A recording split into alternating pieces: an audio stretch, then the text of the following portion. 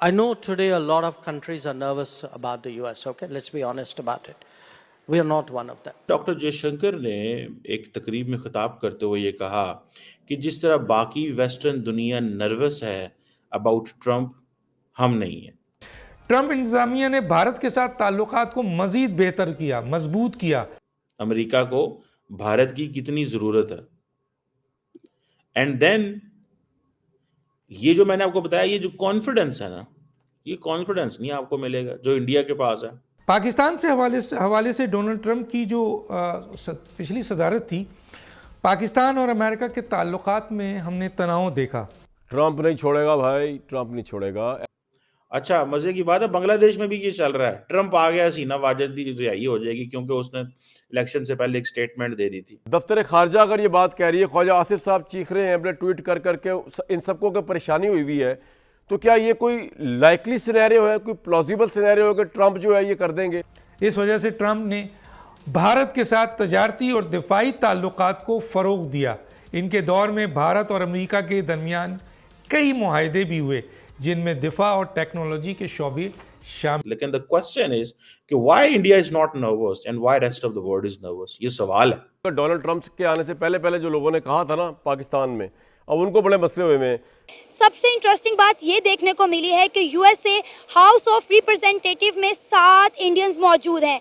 The one thing for which India is criticized in the West, that is the one thing that gives India confidence. Hello friends, जय Hind. Hindustan special में आपका स्वागत है दोस्तों।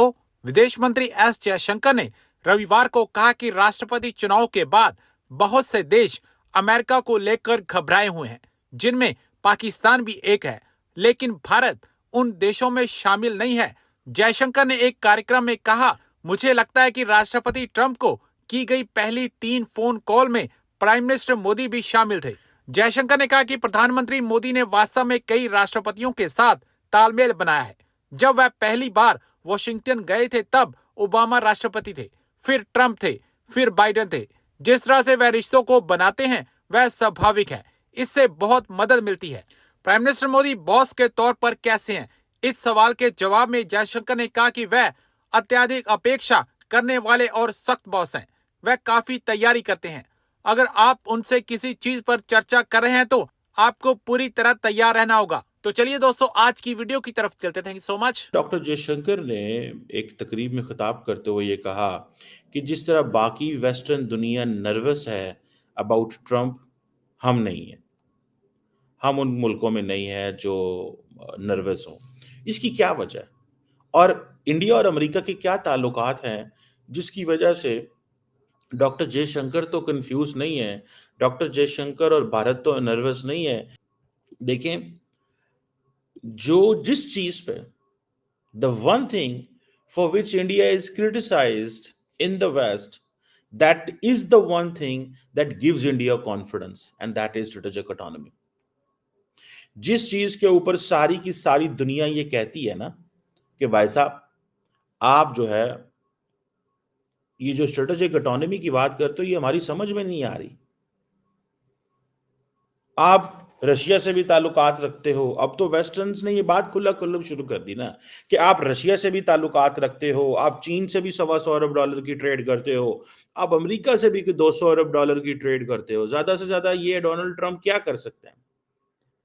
तो ये जो डाइवर्सिफिकेशन है फॉरेन पॉलिसी के अंदर, ये जो इंडिया की जो फॉरेन पॉलिसी है, इट इज नॉट जस्ट जैसे हमारे यहाँ है ना, ट्रंप आ गया इमरान खान को चढ़ा देंगे।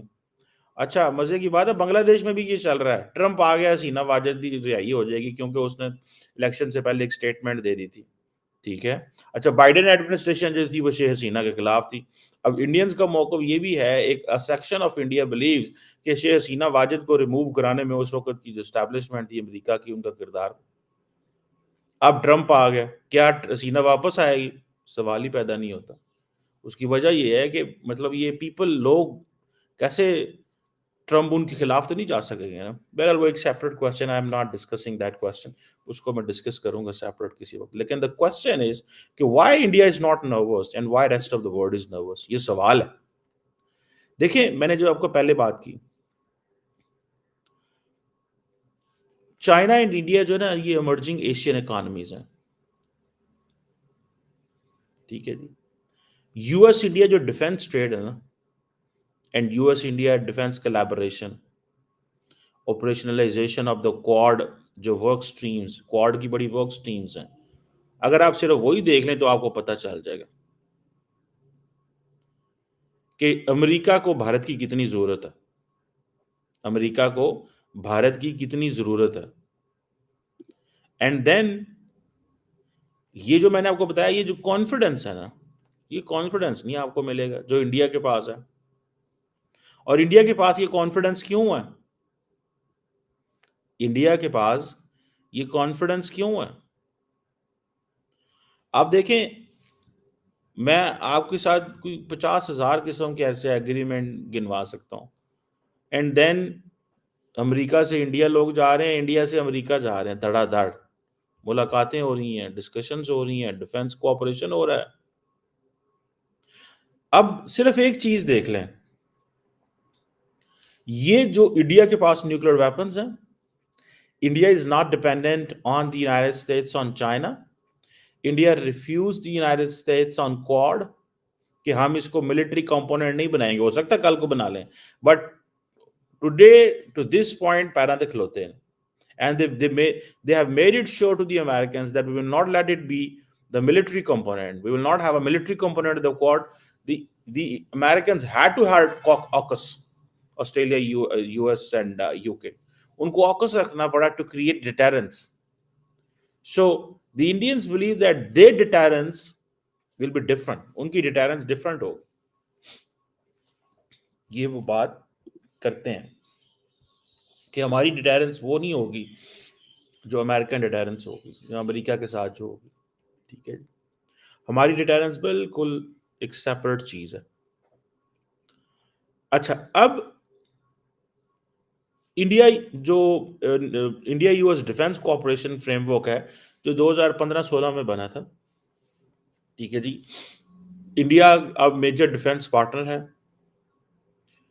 2018 में India was move to tier 1 of the US Department of Commerce strategic trade authorisation licence exception नहीं देते